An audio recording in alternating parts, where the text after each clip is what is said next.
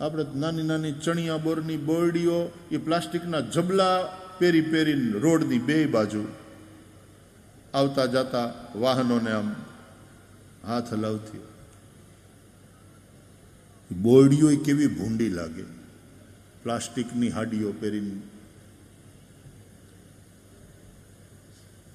ઉકરડા તો તેદી હતા ગામે ગામ, પણ તેદી ઉકરડા છે ને લગ્ન હોય તો ઉકરડી નોતરતા. ઉકરડી ઉઠાડવી એના બધા ગીતો હતા ને લગ્નમાં બેનો. એ ઉકરડા એટલા ખરાબ નહોતા લાગતા ને પછી તો એમાંથી જે ખાતર થતું એ ખેતરમાં જાતું. અને અત્યારના ઉકરડા એટલા ભૂંડા લાગે છે. શહેરોની અંદર પણ એ પ્લાસ્ટિક અને એ જે કચરા છે, આપણને એમ થાય જલ્દી ભાગો અહીંથી. ઉકરડાની એક વાસ હતી. દાબો થયો હોય ને, જેને ઘેર માલ ઢોર ઢાંખર હોય અને પછી દાબો થાય અને એ દાબો અથવા તો એ ઉકરડો અને પછી એને ખેડું, જેથી ટ્રેક્ટરમાં ભરી ગાડે ભરી ભરી અને એ જ્યારે ખોદી ખોદીને ભરતા હોય ને ત્યારે એમાંથી એક ટિપિકલ સ્મેલ.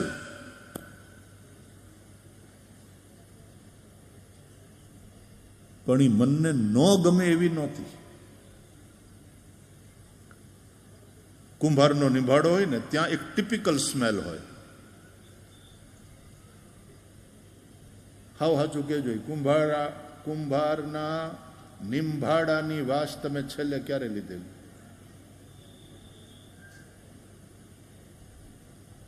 વર્ષો થઈ ગયા નહીં?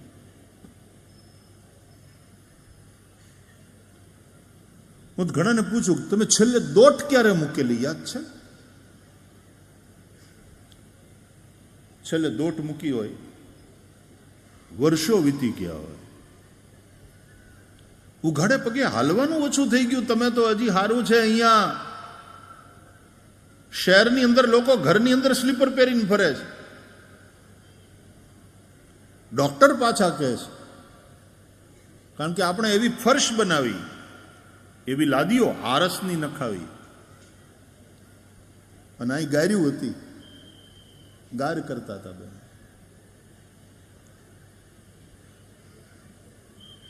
આરસની લાદી ઉપર પાણી પડ્યું હોય ને, ધ્યાન ન રાખો, લપસો પડો ને હાડકાઈ ભાંગે. ગારના ઉપર પાણી ઢોળાણું હોય, ગગાએ લોટો ઊંધો કર્યો હોય ને પાણી ઢોળાઈ જાય, થોડી વારમાં સુકાઈ જાય. ये तजुर्बा है मेरा कि मिट्टी की पकड़ मजबूत होती है. ये तजुर्बा है मेरा, तजुर्बा अनुभव. ये तजुर्बा है मेरा कि मिट्टी की पकड़ मजबूत होती है कि संगमरमर की फर्श पर हमने पांव फिसलते देखा है. संगमरमर की फर्श पर हमने पांव फिसलते देखा. માણસો લપસી જાય છે. આ સંગમરમરની ફર્શ,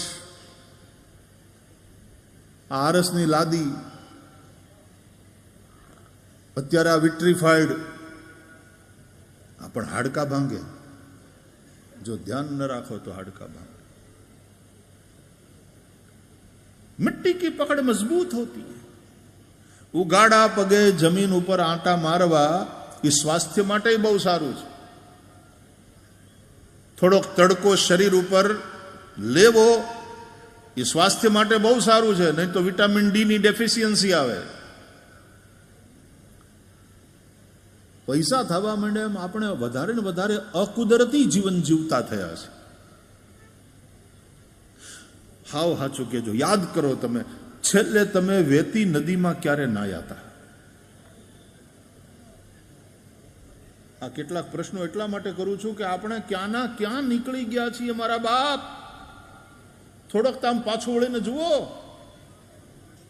ये कहां आ गए हम. વિકાસ વેતી નદીમાં છેલ્લે ક્યારે નાહ્યા હતા?